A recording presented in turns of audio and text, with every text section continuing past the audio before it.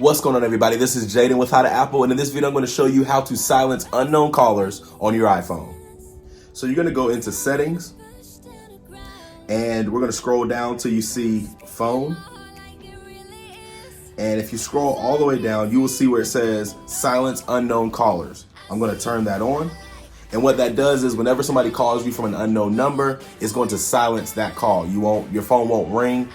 It will show it in your recent call log, but that'll at least save you the time of having to go look at your phone just for an unknown caller. So yeah. So hopefully this tutorial was helpful for you guys. Leave a comment below if you have any questions, or if you like this video, give it a like, subscribe to my channel as always so you can learn how to Apple without the E.